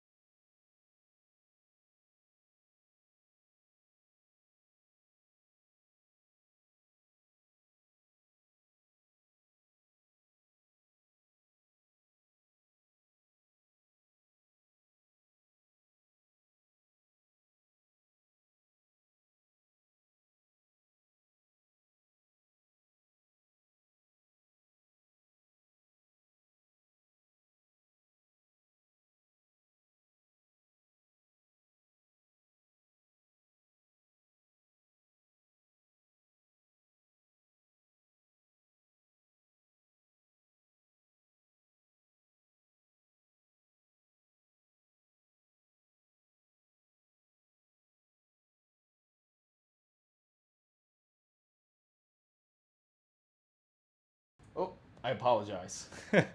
Oh wow, I did all that. I apologize for that. I hit the key while I was talking. I hope you guys didn't miss too much from what I said. What I was saying was, when it comes to, there's a lot of hate when it comes to the RTX series because it's the cost. It's more cost than anything. It's more the pricing. Originally, the RTX 4090 was $1,500. A lot of people were really upset for NVIDIA for that. If you guys remember, the RTX 4080 was at $1,200. People were really upset about that too. And they said, oh, these are never going to sell. We'll just wait for the 50 series. And the 4090 didn't sell as well, or the even the 4080s didn't sell as well. So the 50 series comes out. Now they mark up the price of the 5090 to $2,000, to where the RTX 5080 drops down to $1,000. But it almost seems like the price has increased still for the RTX 5080 and the RTX 5090 because of the AIBs and the extra costs that is accumulated to it. And because of that, people feel that NVIDIA is being too greedy about their pricing. So hence they got the name NVIDIA. They got all different types of names out there that they get pretty much marked up with a band name because it almost seems like they just care about more profit than actually product. Because they even stopped making some 5090s for a while because they needed the 5090 GPUs in order to create more for their AI side of the NVIDIA, for more of their capital side of their project, because that's where all their money is through not consumers, but through business than the actual consumers. So they cut die too much, feels like they're paying for scrap metal. Yeah, that's funny. I can't believe I cut my own audio off. I probably rubbed my finger right up against the key, like where I hit the mute key, and it muted my audio. But a good example, I actually open it up for you. Just to give you guys an example, if you guys don't know, I'll open up NVIDIA's stock here, right? And if I open up NVIDIA stock, just to give you a good visual of where their money really is, let's see, right here.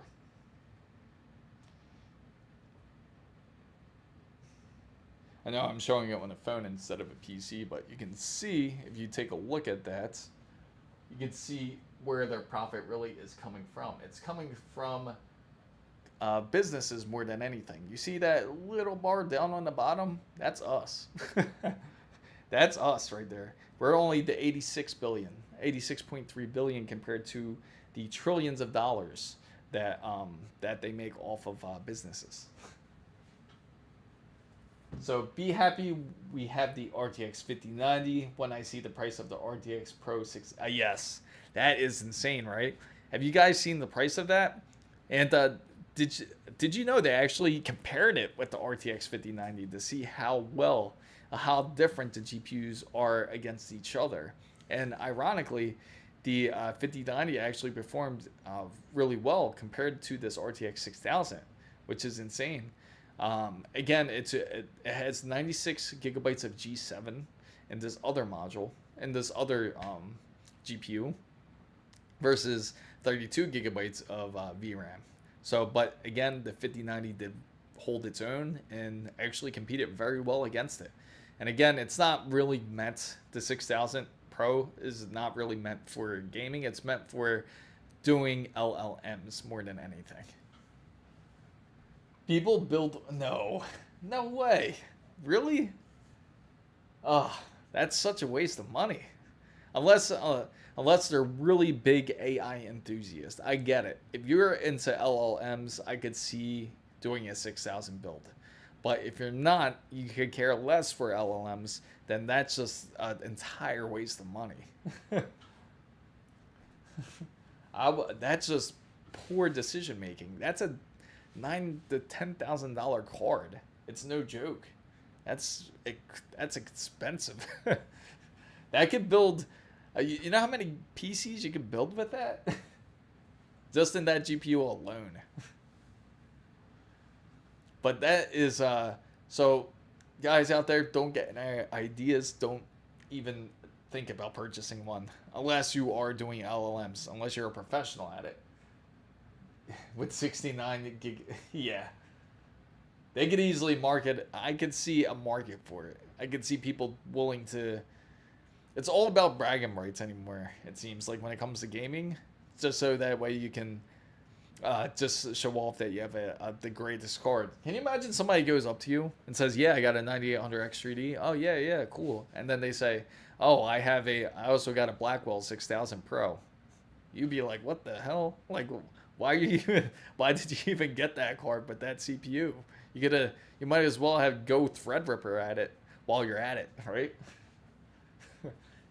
Because I gotta say, I'm actually excited for Shimada's Peak when that gets released. What's up, David? Kami says, is it better to build an ITX build, more expensive? Sometimes it could be. It could be sometimes more expensive to go ITX because of the form factor. Sometimes the cases won't be as much. Sometimes the motherboards are a little bit more because of it.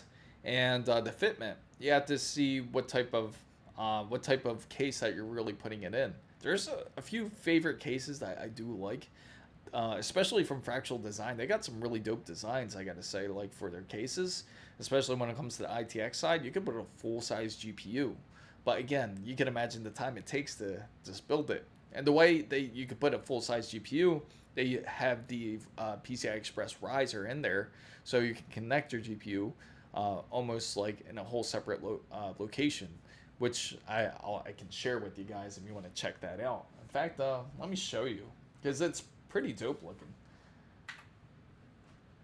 And it's Fractal's design. We'll go on their website, and I can show you. But they have some really amazing stuff when it comes to their cases. Is it the... Where is it? Not the Node... Pop North. I think it's this one, the Ridge. Look at that. Right? Nice and thin. You can put it into like an entertainment system if you want. Like right there in your entertainment system. You can set it up just like this if you want. Kind of like a setup just... But you can put a full-size GPU in this thing.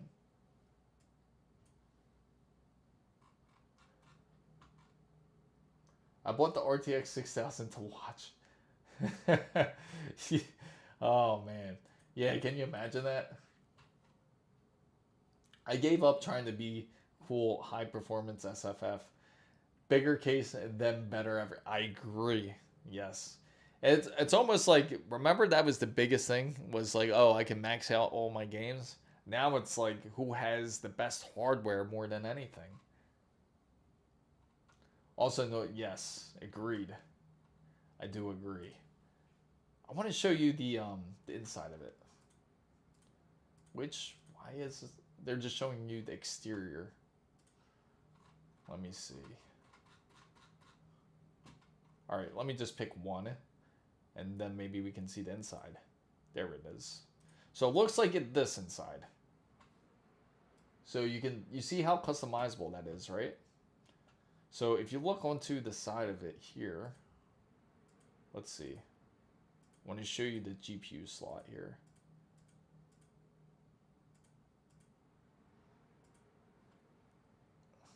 I think it's, where is it?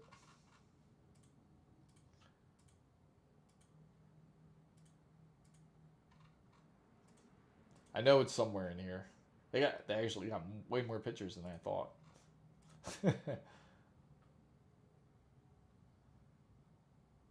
I know they gotta have a picture here somewhere. Oh, now it doesn't want to load. But right here, you can get supports GPUs up to a length of 335 millimeter. All panels are removable, enabling maximum accessibility. But there is a riser in there. I know you can connect your GPU practically to it. Yeah, it's pretty amazing, right? Like, you could do a full-on build. 2.5 drives you could put back here. And you could put your cooler. Or maybe this is for your GPU you can put. I think it is. That's for your... Has to be. I wonder why they don't have that public. But you can hook up a riser to it. It says supports up to 335 here too, but I don't know why they're not showing the picture here for it. I would love to show you guys the example. Here it is. Like right here. There it is. Comes with our PCI Express 4 or 3 riser pre-installed. So right there. Yeah, so it sits right behind those fans as expected. Just like that.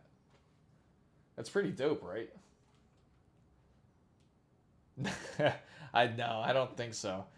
So if we were to look at a size, like for if it would fit a 4090, I think a 4090 is actually bigger. Let's go and we'll look it up on tech spec.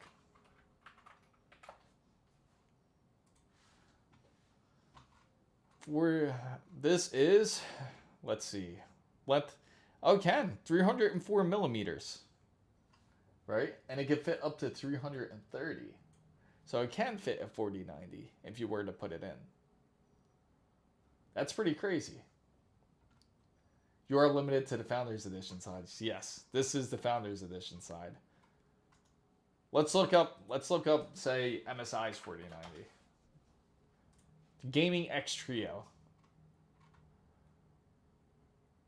Yeah, you're really cutting it. That would cause some modifications there. 337. That is really cutting it close there. So you would have to really do some modifications there to take it off. It's at 335, right? So you would have to like do some customizations to make it fit.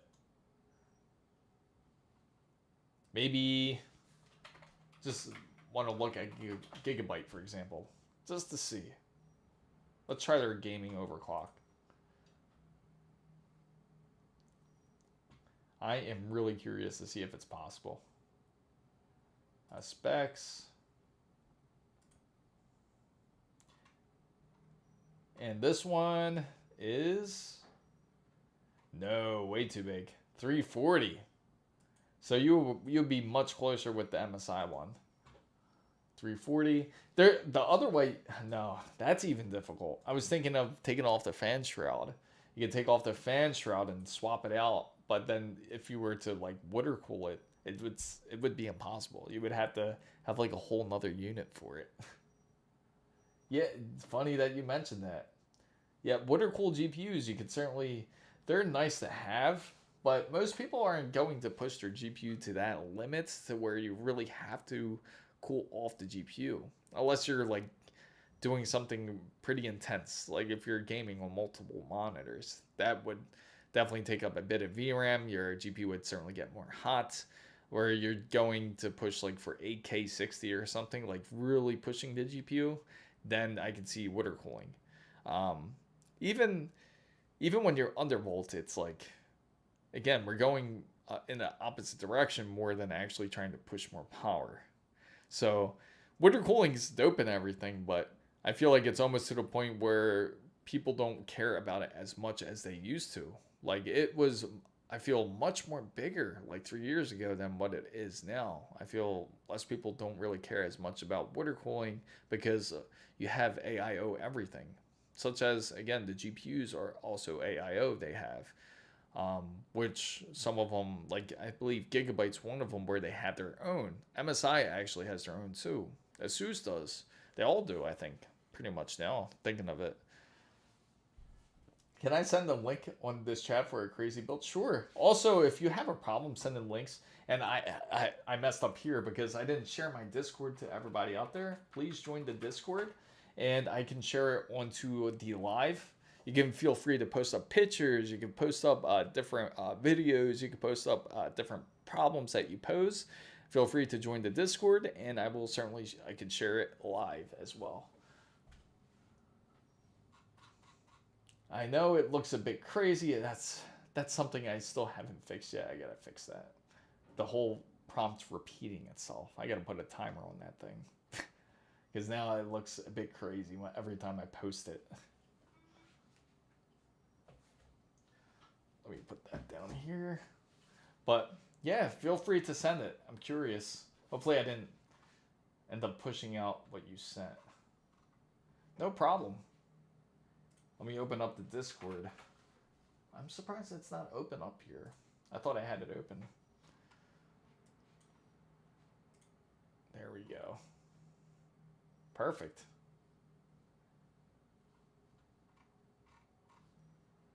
Yeah, feel free to send it through if you have any trouble sending the link.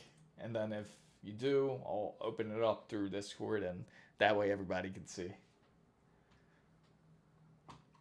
I think the limit probably would be like a 4080 maybe. They're quite a bit smaller. 5080, yeah, should be able to. 5080. You would have had to really research and to see what to put together. I'm curious about the power supply and everything on it, because I wonder if it seems like everything would have to be customized on it. So this is 340. Wow, that's pretty insane. That's just as big as the RTX 4090. I can tell you, I know for Gigabyte's GeForce card here, I can say,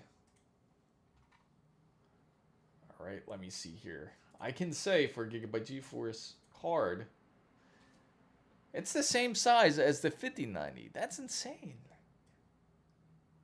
So it's really the shroud that's taken up a lot of the area. Oh, where did it go? Okay, let me go. Oh, I see what happened. Oh, apologize for that.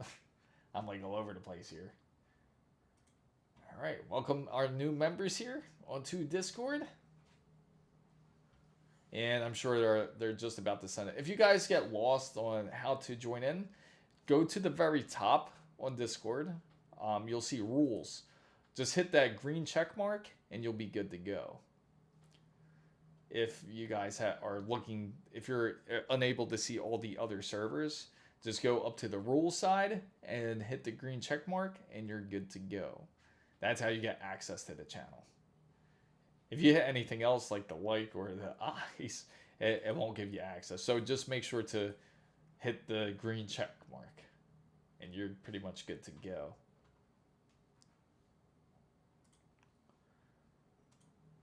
Ah, yes. Coffee time. I got up so early. Yeah, and that's the thing. You can't. I know. You can't, right? That's exactly what I was thinking. You can't trust a small GPU. I mean, PSU to do that.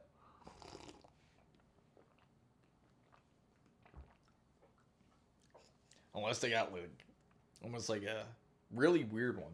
Can you imagine a PSU where it's like really like almost like a note, like the size of a laptop? Can you imagine a PSU like that? Instead of it being box shaped, it's just like stretched out so it could fit in a smaller case.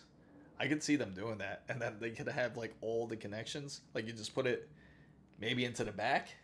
It would be really weird. It'd be a pain in the ass to change out, right? If it's like right by the motherboard and everything. That would just be ridiculous.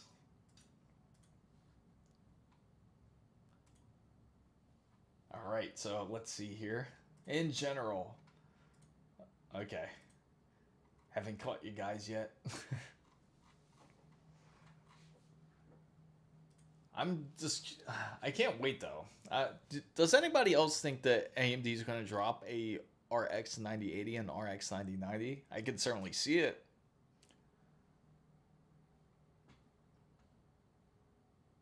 Maybe now? Sure. Co-op companions. Okay, I see it.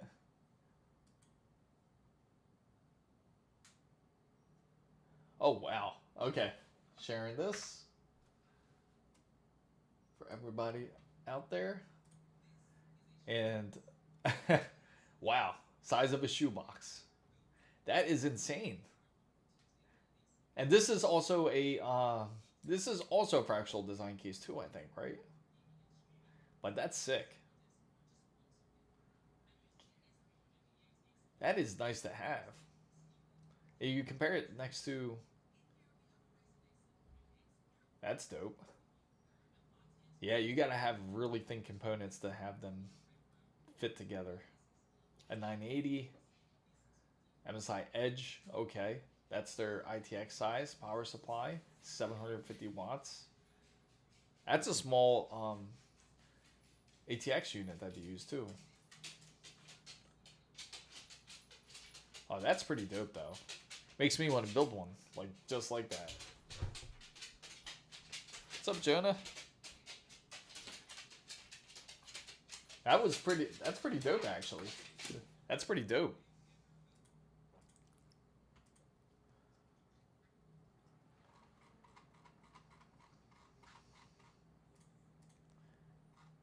What's up, Kami?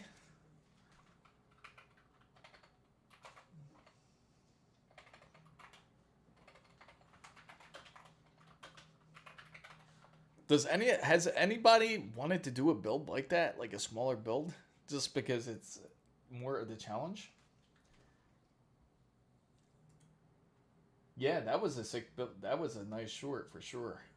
Guys, is EVGA still a good brand of PSU? Certainly is. It's still a good brand. Again, EVGA is good, but again, it's not. Uh, I had to say this. Like, Seasonic's just a whole different level. Like, when it comes to their PSUs, out of all the PSUs I've ever messed with, Seasonic is certainly on a whole different level. But EVGA is also good. EVGA is I don't know, do they still make PSUs? Because it seems like they almost pulled out of everything now. Let me see. I'm just curious if they do.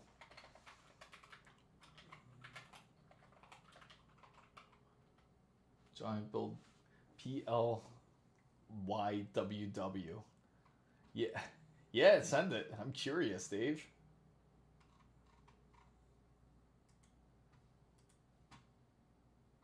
Let me see. EVGA.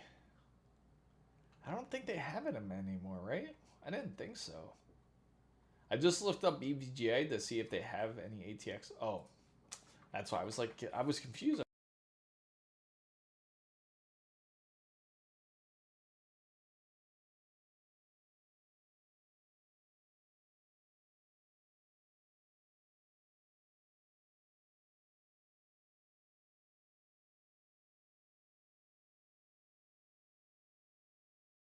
There we go. I accidentally muted myself, but I have a habit of hitting the keys over on the numpad, and that's where I got all my streaming keys. And I'm like, oh yeah, that's right. I can't press that side while I'm streaming.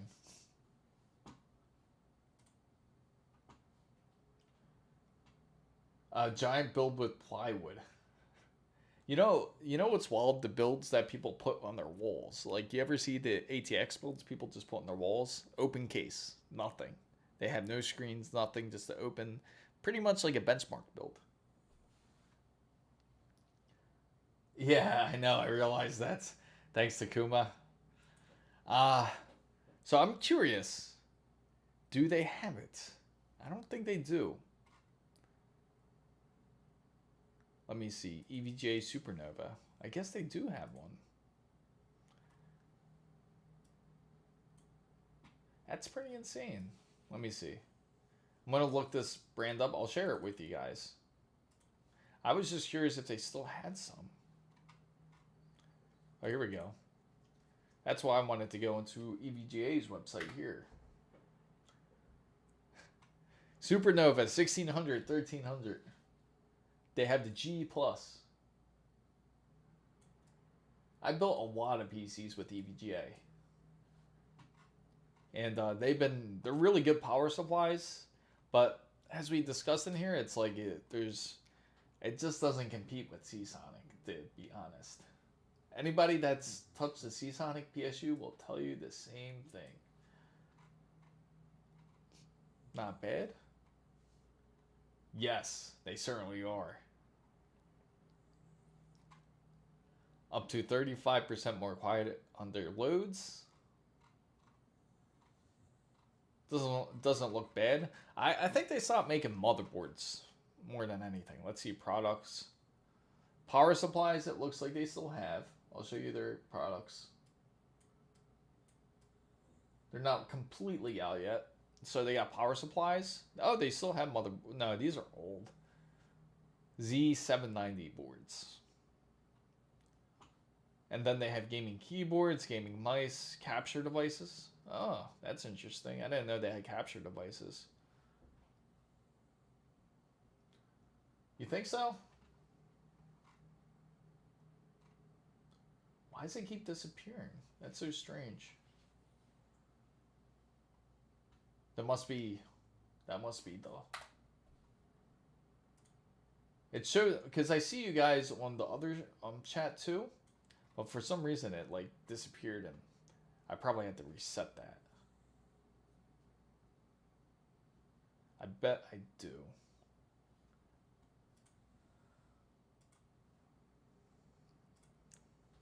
Perfect. MSI has a bad PSU and ATX 3.1 generation. Really? It's funny because I haven't had any issues with MSI, in my opinion, so far. Like, I haven't, knock on wood. I won't mind, I would say, switching out to Seasonic, I would say. But, because this build behind me, that has MSI in there, believe it or not. But again, haven't had issues yet, knock on wood, but we'll see. So far, it's been solid. But I thank everybody for joining in. Hopefully everyone out there has joined the Discord. Hopefully everyone has been enjoying the Steam Summer Sale. I hope you are getting all the great deals that you like.